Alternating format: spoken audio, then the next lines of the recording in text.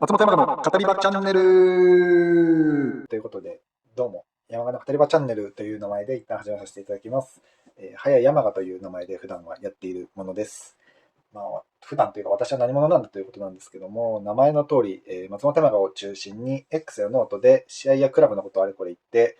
分析というのもちょっとおこがましいですけども、考察だったりとか、あとはサポーター仲間と試合後の振り返り配信なども行っております。普段はね、文章ベースでの発信がメインで、そろそろ5、6年くらいですかね、やってるんですけど、ノート X って結構自分が読む側になってることもあるんで、気持ちはなんとなくわかるんですけど、負担は結構ある。で、わざわざスクロールやクリックしてくださるっていうのは、もともと行動力ある方だったりとか、サポーターの中でも怖そうの方だったりすると思うので、より広くね、お手軽に楽しめる、他サポの方も楽しめるようなコンテンツがいいなと、今年の頭くらいからリアリティのある形で考えてきました。そこでね、この動画では、山賀や J リーグについて、聞いて楽しめるコンテンツにしながら、フットボール面を中心により山賀についての議論や関心が広がるような語り場になればいいなということで始めました。あと YouTube なんで動画プラットフォームなんですけど、基本はラジオ感覚で聞けるくらい、ただせっかく画面も使えるので、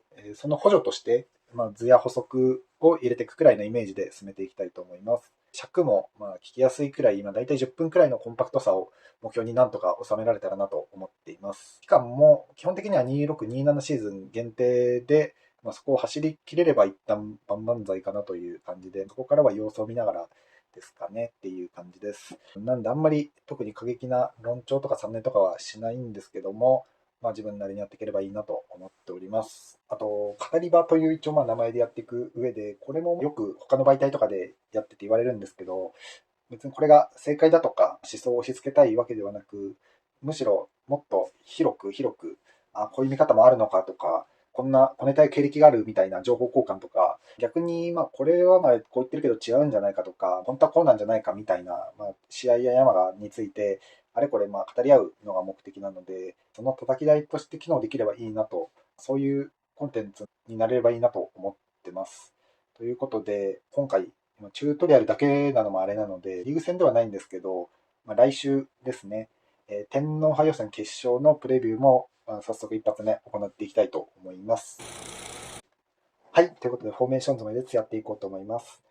天皇杯予選決勝ということですけど、新州ダービーですね。長い歴史はありますけど、昨年は、山形戦ではアウェーで5-0という歴史的勝利を挙げた後に、ホームでは0-1で敗戦という、結果的にはイーブンで終わりましたね。公式戦一発目からもういきなりダービーかって感じですけど、今年っていうか J3 にいる限りは今後も県予選で公式戦スタート、ダービースタートで幕開けという方多くなるかもしれないですね。長野は準決勝からスタートして、アンテロープ塩尻に5-0で勝利ということで、結構点差はつきましたね。プロの貫禄を見せた形になりました。で、山川は同時刻に甲府とプレシーズンマッチとトレーニングマッチで45分 ×3 の試合をして、4-0で快勝という、それぞれ形式は違いますけど、お互いに良い形で迎える最初の新州ダービーということで、山川にとっては繰り返しになりますけど、公式戦初戦になりますね。メンバーですけど、予想というか選手のメンツのまま並べてますけど、システムは山川が3511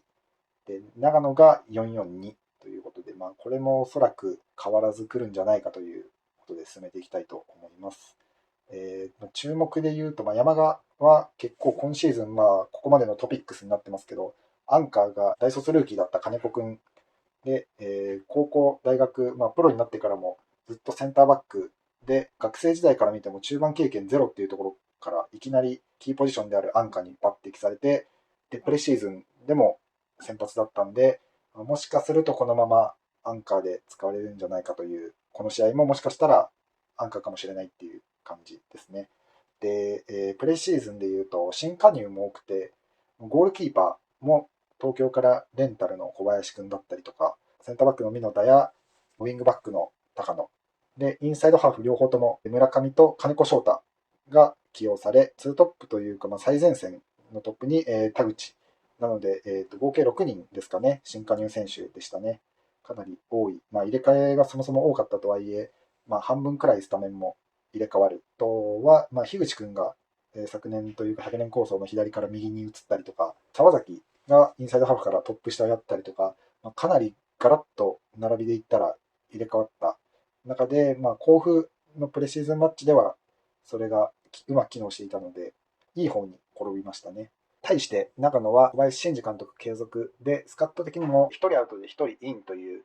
かなり動かなかったですね。ほぼ変わらない442の顔ぶれで100年構想リーグに続いて、リーグ戦も突入しようという、これはこれでね、一つの戦略だとは思います。いわきのプレシーズンマッチを見ても、442をコンパクトに保って、小林慎二監督らしい、球際のところもしっかりファイトをしながら、山形の結構違いかもしれないですけど、自分たちで持つところにも並行して挑戦しようっていう意欲はかなり見て取れます。山形長野で対戦するときに、100年構想リーグでもそうだったんですけど、まずシステムの違いが結構ポイントになってくると。長野は藤本さんの時から442の3ラインを組んでくるのに対して山川3511ということで、縦も横も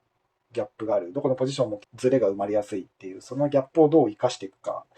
逆にどう消すかみたいなところは勝負の中でかなりポイントになってきそうだなと思います。で、山形3511、もともと段差のあるシステム、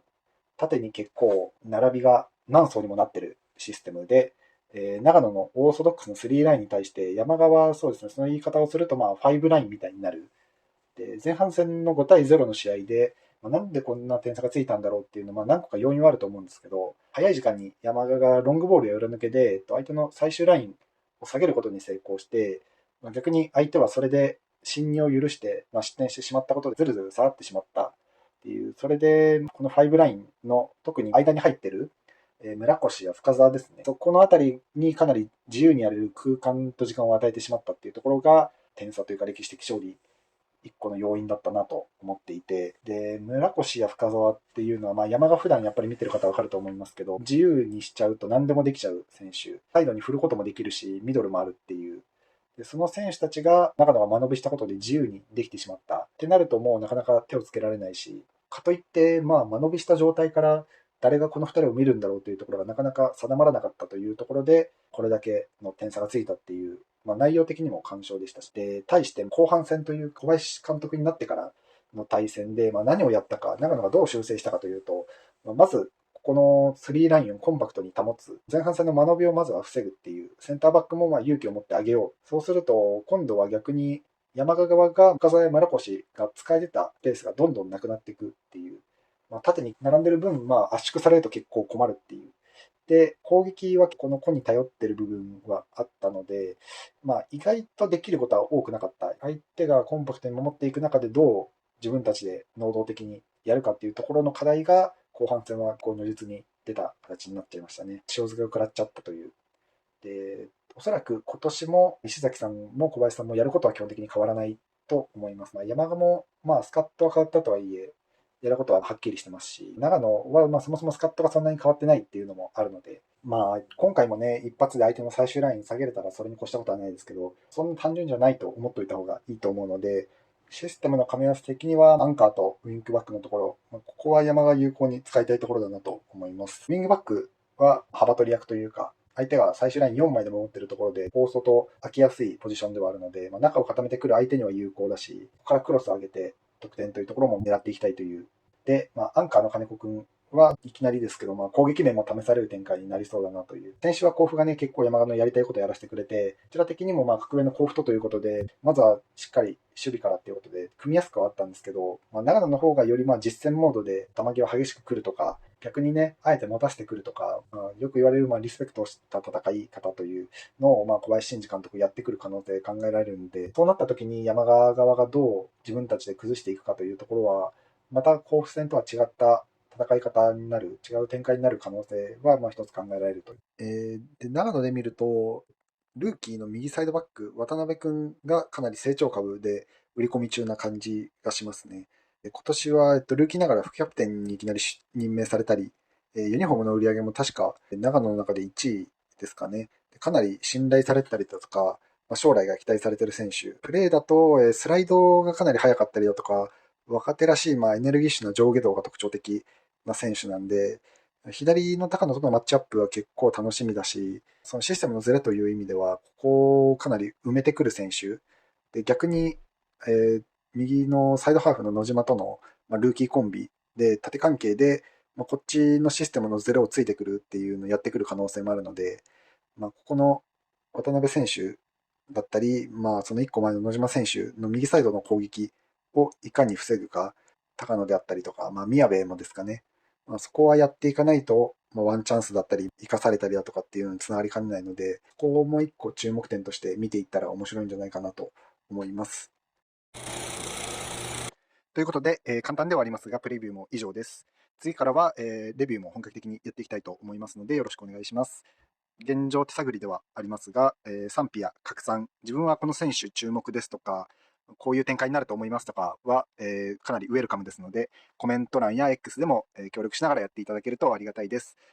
それで山鹿を盛り上げていけると本望です。YouTube 的に言うと、チャンネル登録や高評価もよろしくお願いします。ということで、初回、本当の意味での第1回は、いきなり長野戦ということで、ダービーからですけど、やっていけたらと思いますので、何卒よろしくお願いします。それではまたこれから編集ですので、次週できるかどうかというのはまだわからないですけど、僕も次回があることを願っています。それでは。